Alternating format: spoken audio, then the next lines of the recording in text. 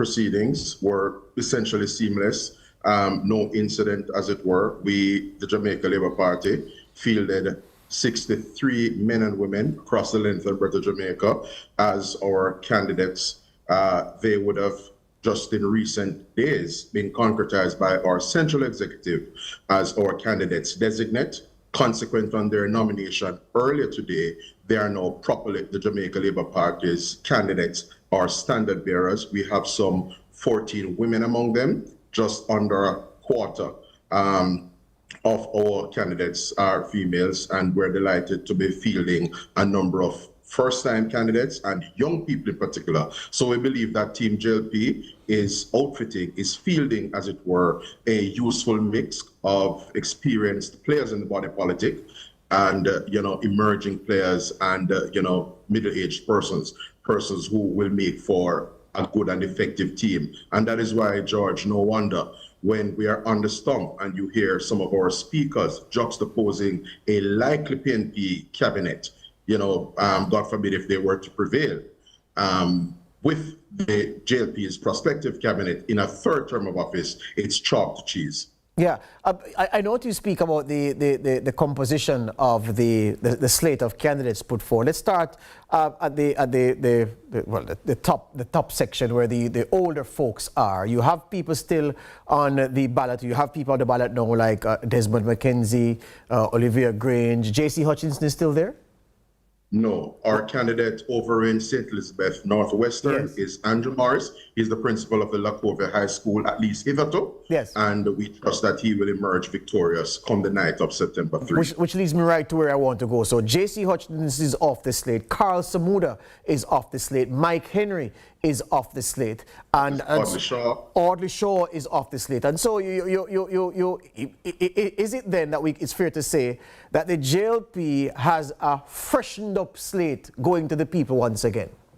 I would concur with you 100%, George. And just to be clear, it's one of the observations many onlookers and pundits will make, where Andrew Holness's incumbency at the top of the ticket as head of our party is concerned. He has managed with a great degree of dexterity, as it were, to refreshen and renew the Jamaica Labour Party without any degree of fallout or rancor, what we have had for the most part within the context, of course, of the democratic traditions of our party. We have had seamless transitions, and it is something that we take pride in, we take delight in as Labourites, and I think onlookers will consider it a commendable thing. We have had transition from Derek Smith some time ago, for example, to Nigel Clark, and the Prime Minister is someone who has been spoken of as having an eye for talent. And you see Audrey Marks, a lady with considerable potential and aptitude over there in Northeast Manchester, and we are very confident that come election night, she will be among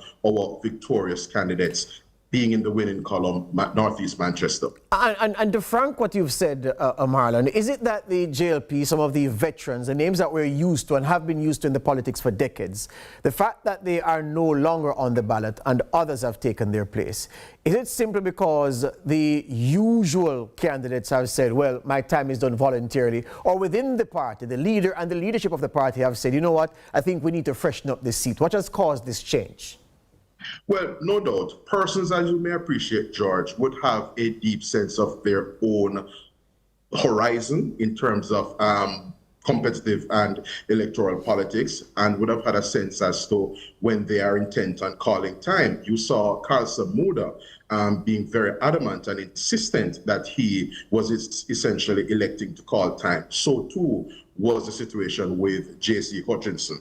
These are men and women who we want to thank wholeheartedly for their stellar service. They have toiled in the field, they have toiled in the vineyard on behalf of the Jamaica Labour Party in a bid to advance the interests and cause of the Jamaican people, and we in the Labour Party owe a considerable debt of gratitude to them, and we know that their selfless sacrifice over the years, particularly, George, periods of time over which friends were few, because as you'll appreciate, we did an 18-and-a-half-year stint, unfortunately, in opposition, and so those must have been very lean and mean years for those persons, and we tip our hats to people like Mike Henry, we tip our hat to people like Carl Samuda, of course, William J.C. Hutchinson, and Audley Shaw. Yes, These persons have toiled, and we have essentially come away with a refreshing slate rather, because a number of these persons have recognized that they're stint in the politics and have elected to draw the curtains, as it were. But that doesn't mean they're not available to us.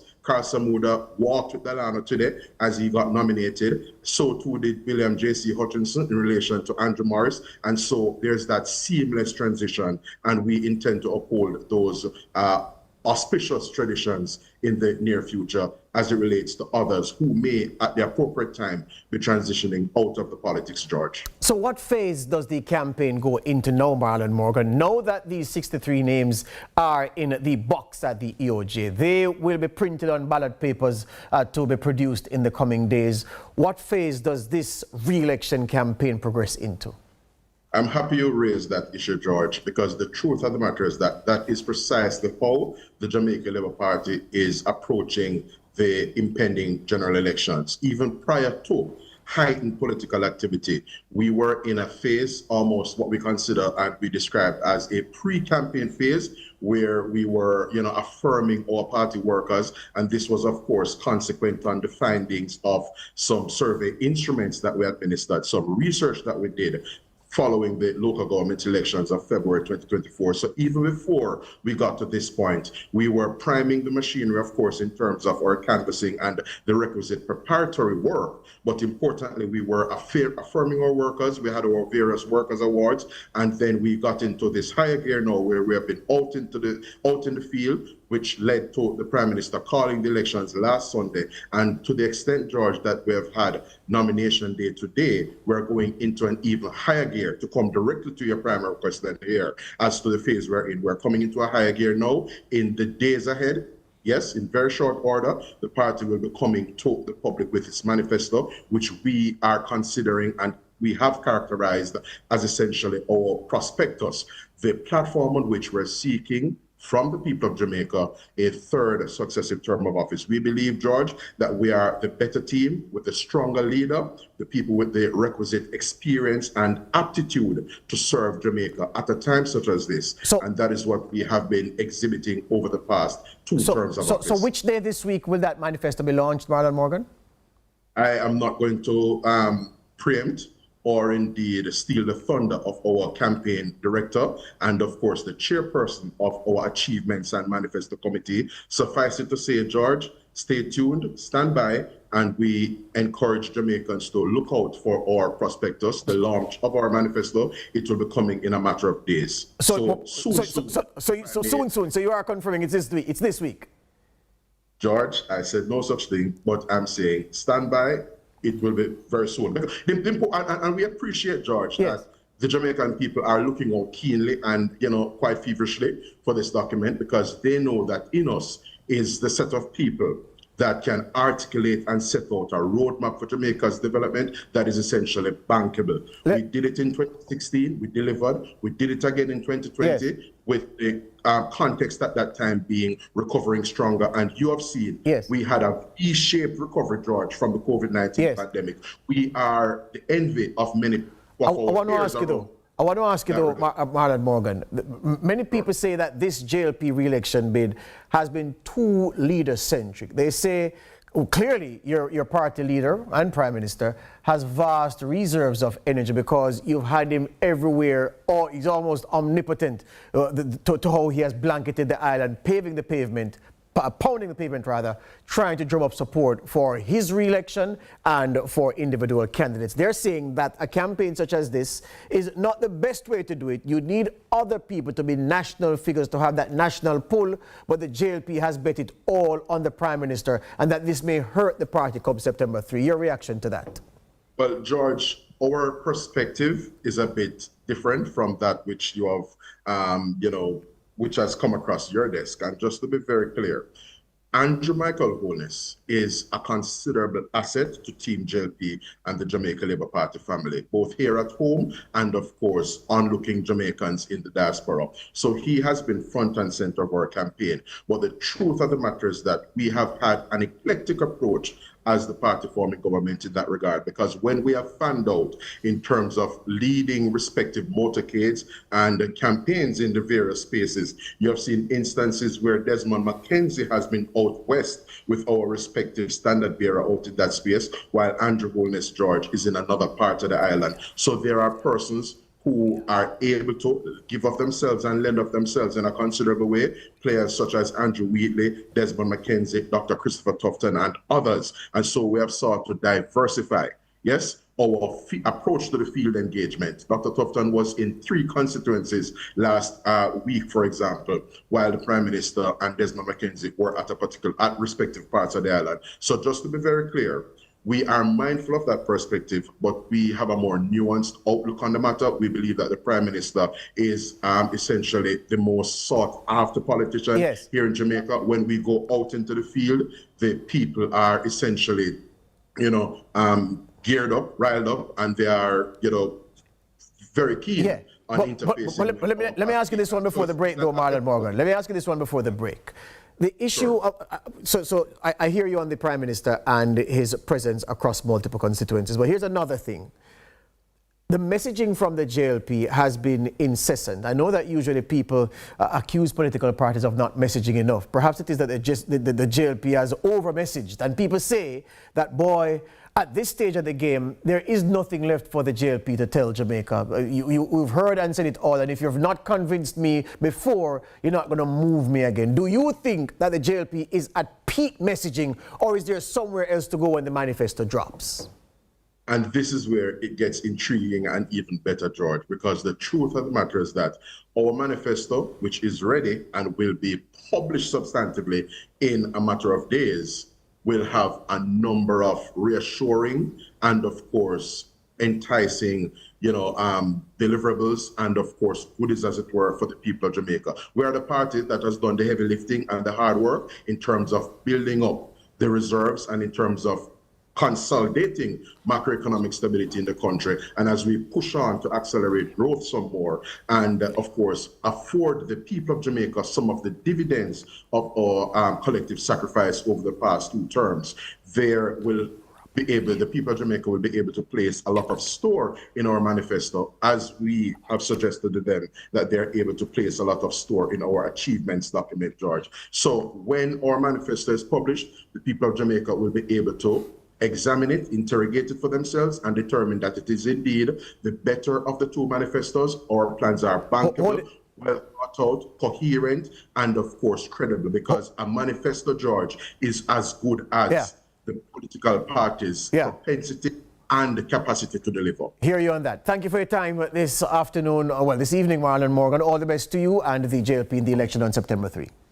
All the best to you and the CVM family, George. Thanks for having had me. You're welcome. Marlon Morgan, their senior member of the JLP's Communications Task Force. After the break, the PNP.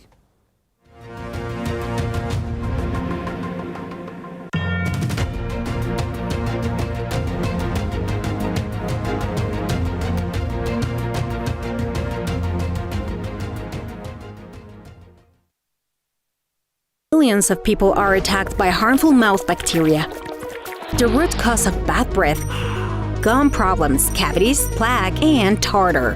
That's why Colgate combined the best science and technology in Colgate Total. Unlike others, its superior formula fights bacteria and creates a powerful protective barrier for up to 24 hours to prevent them from coming back. Take control of your oral health with Colgate Total. Let's delve deep into the issues. We'll take you beneath the surface. Greetings and salutations. My name is Orville Higgins, and it's another edition of Fan Central. Talking to the people at the heart of the top sporting stories. Hear from your favorite sportsmen and women and the administrators who work tirelessly to make it all happen. It's live sports talk. I've written an entire article. Looking at all the major issues every Tuesday at 9 p.m. It's Fan Central.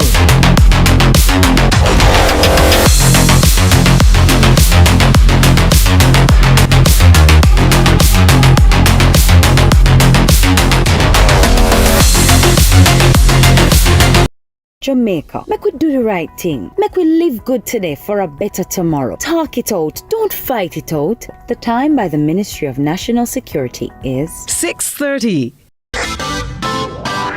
Every dream conquered is another dream gained. I land and I fly again like a jet plane. Headed straight in your direction. 'Cause I'm wiser, one step closer.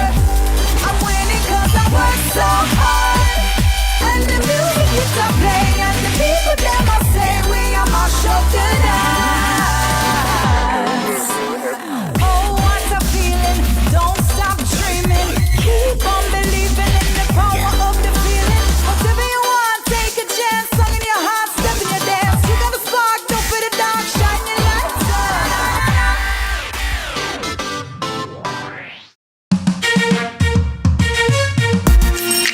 Hey everybody, I'm Yendi, and this is Odyssey with Yendi. In this space, we connect with some of your favorite people as they share their journeys. Here we have some unfiltered conversations as we deep dive into their inspirations, motivations, and experiences to inspire our own life journey.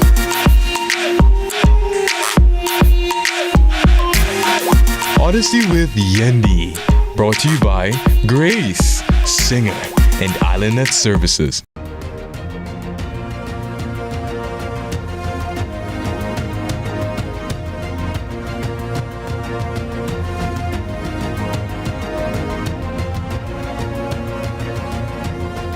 Back with us here on Lead Story on CVM TV. In case you just joined us, you'd be saying, okay, George, where's the opening package and all that? Well, you're late because we've been at it since 6 p.m.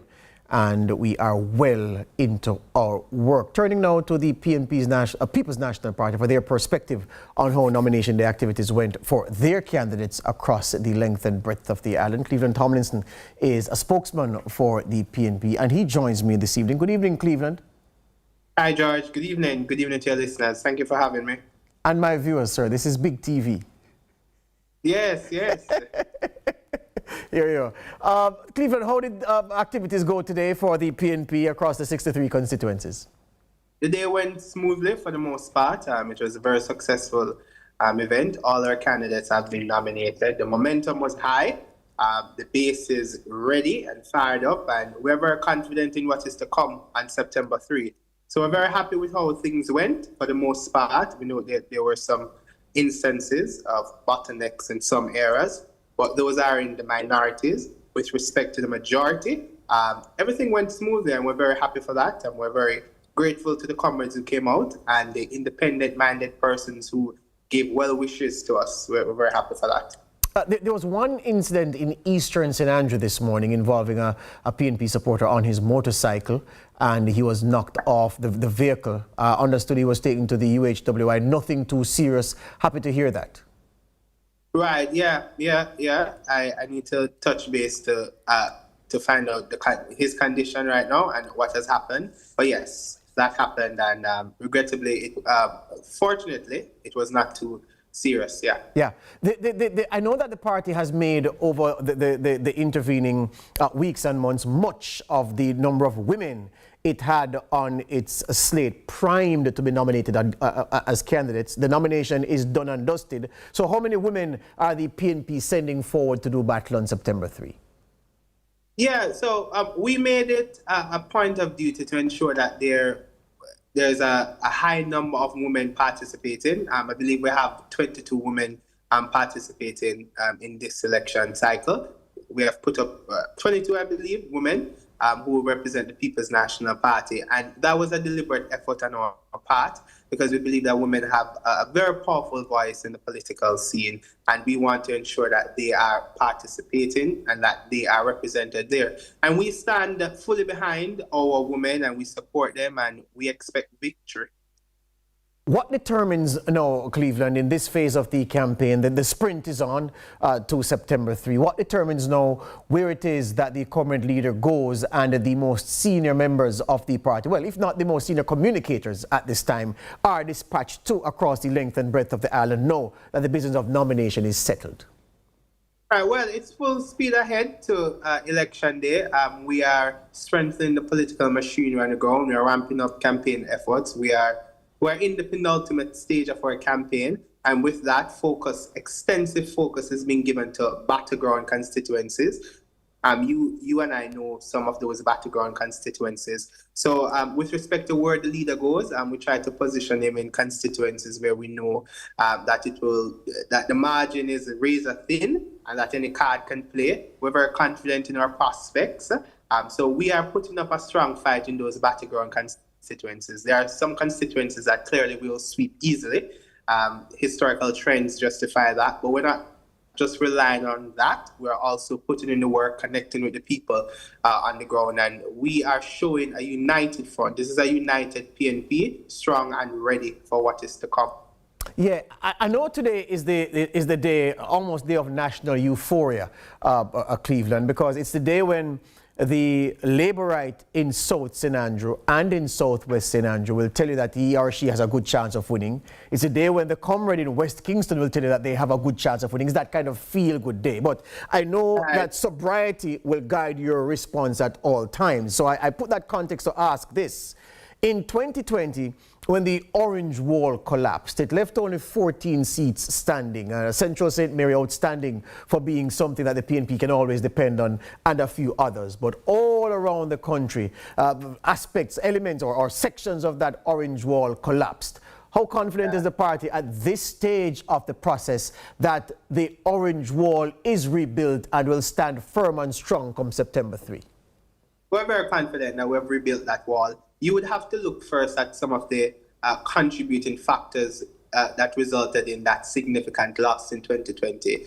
We were coming out of a leadership challenge, and there were still animosities within the party. The divisions were very sharp, even up to the point of election. You and I are keen observers of the politics. A party that's not united is not a party that is expected to do well in the polls.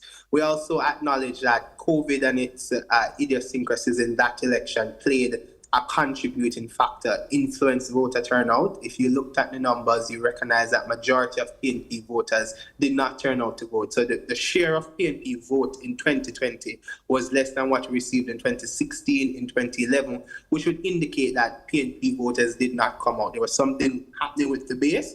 And our own internal assessment, and anybody like you, a well-reasoned and intellectual who observes the politics, will know that the internal fractions at the time contributed to our defeat, COVID and some other factors. So we have spent the last 4.5 years to respond and to fix those fractures in the party. Mark Golding today leads a united People's National Party. We're all in support of him, and he has the full confidence of the comrades. The base is fired up. And if you want evidence of that, look no further than the local government elections the other day. Last year, you saw full force behind our candidates. You saw a united comrade base. So yeah, Mark Golding has put in the work. I don't think he gets enough credit for uniting the People's National Party. You were observing the politics then. You recognize that he came in at a time when the party was significantly fractured. We had gone through 2 leadership challenges. And he came in, he rebuilt the party. We have a very hard-working general secretary who has been behind him, has been supporting the machinery. So we are ready. Messaging Cleveland from here on in. So the PNP had its very successful parish meeting in Crossroads St. Andrew on Saturday. It has tabled its manifesto. Is there anything to say to the country? Is there any more national message, or is it the all politics is local aspect of the campaign that kicks in from now? Well, the politics and how we'll shape the message going forward is twofold. Certainly, our candidates on the ground in the respective constituencies will point to how they will respond to the challenges that the people are facing in the constituency level. But you also have to position the party's message on a national platform level. And we have done so. We have examined that really the country is in a sort of state today where our potential and what we are producing as a country is of stark difference. So we are nowhere where our potential is at. And we think that we can do much better. Hence our tagline, our slogan is time come for a better life. I'll give you an example. When you look at the economy, that alone tells you that we are nowhere where we can be. We have good macroeconomic numbers. They will tell you that unemployment is low, and I'm not here to discredit or to question the integrity of the data. I'm really telling you what the people on the ground will tell you, that there is a significant dissonance between what is being portrayed in the macroeconomic data and what is happening in the lived realities of the people. As an economist, I can tell you that macroeconomic stability, which the country has worked so hard over the last 10 years to achieve, which is largely an outcome of the fiscal and economic reforms implemented by the last PNP administration.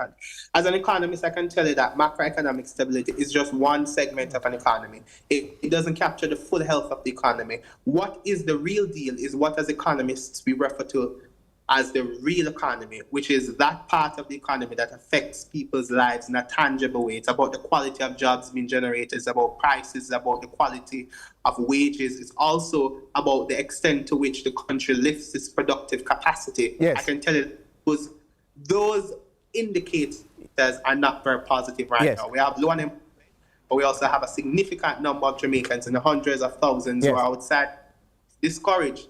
And a situation where we have a proliferation of low quality jobs. Hold it right there for me, Cleveland. I have to take this break, and I just want to keep it for 2 more minutes after the break. This is Lead Story on this Monday, talking about nomination day. Done and dusted. Close to 200 candidates nominated. The two big sides have a full slate, and the JPP have put 47 names down for consideration by the electors on September 3 election day.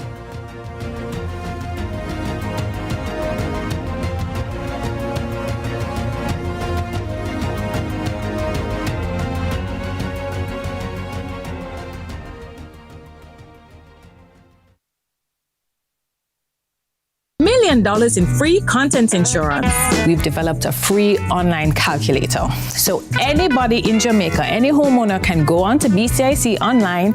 You don't even have to be a BCIC customer, and it will give you a building value. When you update your home's rebuilding cost with our online calculator, you'll get $5 million in free content insurance and up to 12 months to pay your premium. If you're not insured, go get it now. Better to be safe than sorry.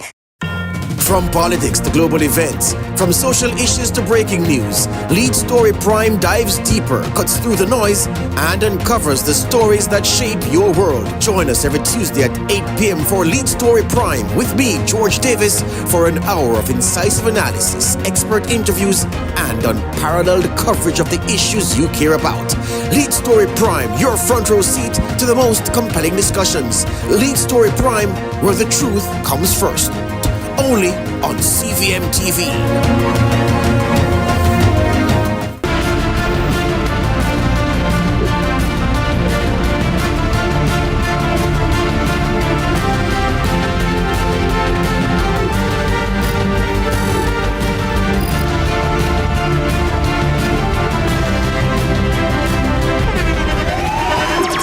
The internationally acclaimed On Stage with Winford Williams. At a new time, Saturdays at 8 p.m. on CVM TV. So much more than entertainment. Let's delve deep into the issues. We'll take you beneath the surface. Greetings and salutations. My name is Orville Higgins, and it's another edition of Fan Central. Talking to the people at the heart of the top sporting stories. Hear from your favorite sportsmen and women and the administrators who work tirelessly to make it all happen. It's live sports talk. I've written an entire article. Looking at all the major issues every Tuesday at 9 p.m. It's Fan Central.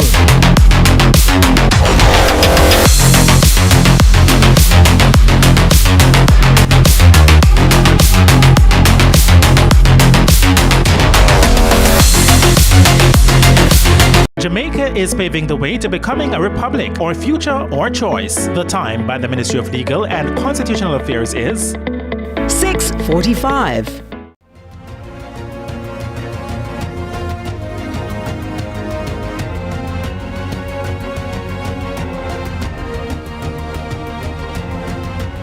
Back we are on Lead Story with Cleveland Tomlinson, a spokesman for the PNP. I kept you here to ask you one question, my friend. For those likely voters who aren't hard PNP or hard JLP? Why should they vote for your party? Right, because really, we are at an economic crossroads right now. There is a lot more that we can do. What you have seen over the last 9 years is what we regard to be sugar and water prosperity, meaning at its face value, it might be sweet, it might taste good, but it's not substantive or substantial enough to last, which is what sugar and water is. It tastes sweet at first, but then it's not substantive. It doesn't give you sufficient nutrients, which is what we have as an economy today. So when the government boasts about debt to GDP, it's not telling you that what we're generating in the economy is low quality jobs. It's not telling you that wages are low and that cannot guarantee you income security. But importantly, in addition to looking at the challenges with respect to this administration, you can be confident that the People's National Party is acutely aware of the challenges in the country today and has a suite of policy prescriptions that are credible and capable of moving the country from where it is today. Our priority as an administration will be to grow the economy, and to grow the economy, we'll be able to generate more tax revenues to do the things that you want us to do, to fix the hospitals, to fix the road infrastructure, to improve education outcomes in the country. This administration has had a dismal performance at growth. They have grown the economy on an average by 1.18%. So that is why you're not being able to see proper road conditions. That is why the health services are so poor. When you engage with the health services in the country, it's as if you're engaging with a situation that is set out to rob you of your dignity as a Jamaican. And the People's National Party is of the view that no Jamaican should be in that position. But importantly, you will not get the arrogance from the PNP like what you get from the Jamaica Labour Party, from the Prime Minister, and from his accolades, from his supporters rather, from the other persons in the JLP. When you point out what is not being done, what they do is that they point to the opposition to say when the opposition was in power, X was not being done, Y was not being done. That's not any way to govern a country. So you will not have arrogance under People's National Party. You'll have a government that is laser focused on fixing the challenges that the people have long expressed need to be fixed. Hear you on that. Thank you for your time, Cleveland, and all the best to you. Thank you, George. Cleveland Tomlinson, their spokesman for the PNP. He mentioned the issue of arrogance, and well, we have a bite from the Prime Minister talking about arrogance, but directing the barb at the PNP. So winning, what if on the day your party comes out on the losing end? Look, the PNP is exuding a certain arrogance that the people of Jamaica should read very carefully. I find it to be totally anti-democratic, and it's a bit of hypocrisy because they talk about supporting the press, but the evidence of their action is to be seen.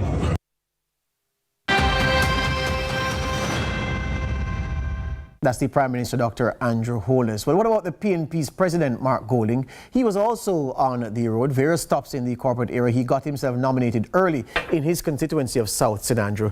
What did he have to say today? On a net favorability basis, I'm significantly ahead of Andrew Holness because he has such a high unfavorability rating.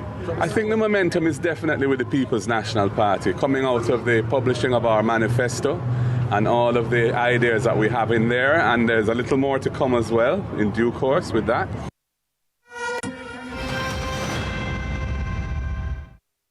Mark Golding, the opposition leader. Well, of course, you know that the activities occurred in 63 constituencies today. A lot of color, a lot of energy on these streets, and there were several stops that the CVM TV news team made on these streets. And just want to bring you up to speed with some of these sights and sounds. Well, not necessarily sounds, but well, you'll hear it, but you'll see it's a visual medium of some of the supporters for both sides interacting on these streets today as they move to nominate their candidates.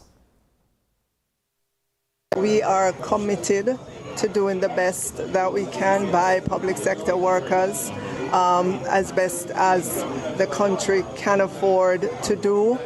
You would have noticed as well, and the communication is out there, that for this fiscal year 25-26, we would have given the majority of the public sector workers 7.5% increase already. And it's not back money, it's for fiscal 25-26. But again, you can take assurance in the words of the Prime Minister that this nation will do the best that we can to provide for our public sector work.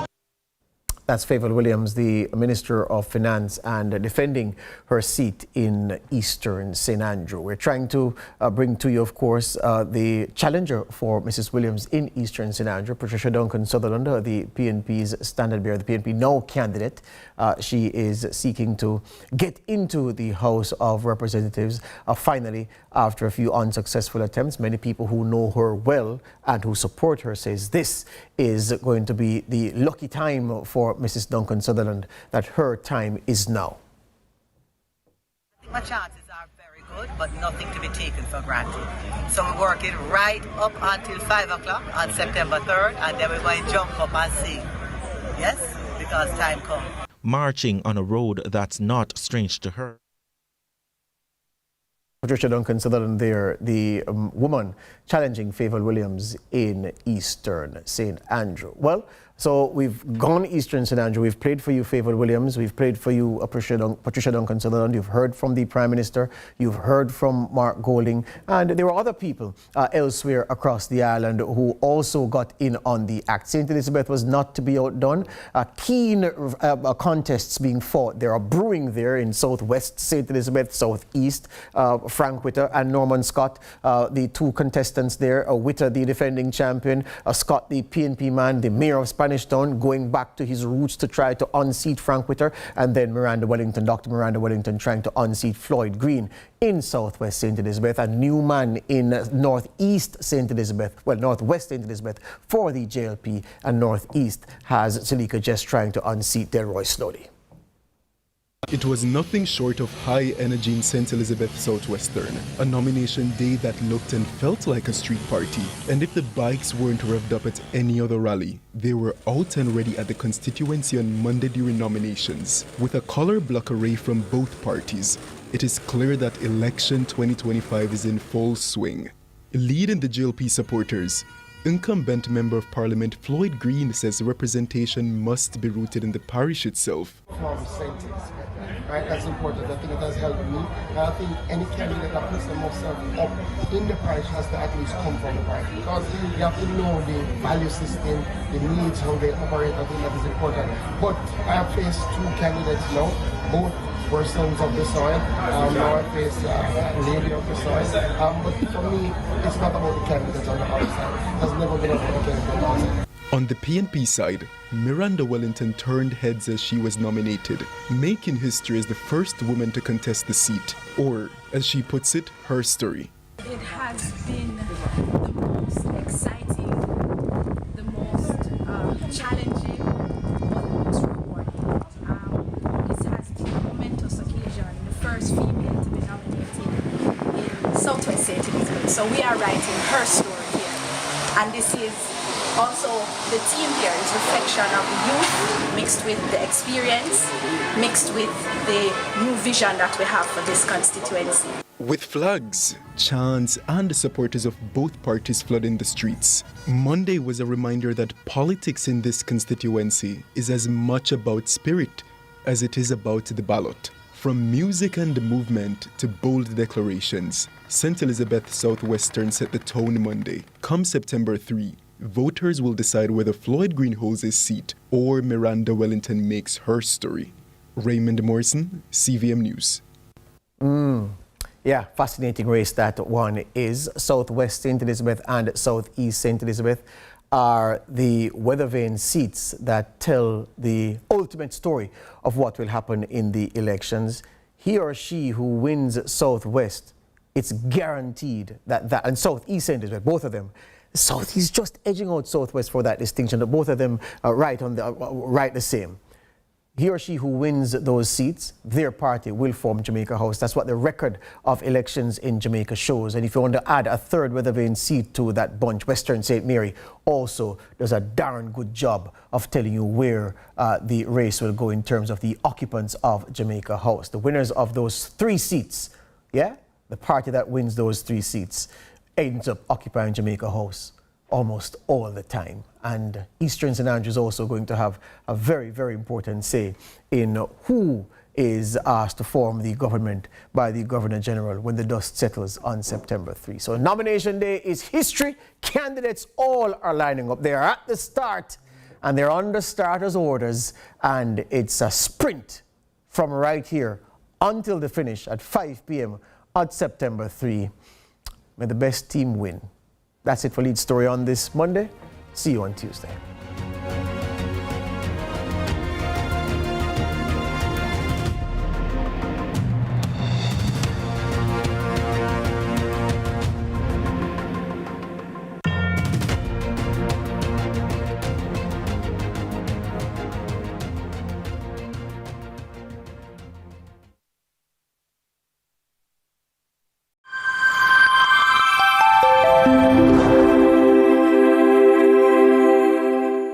Our days get a little complex sometimes.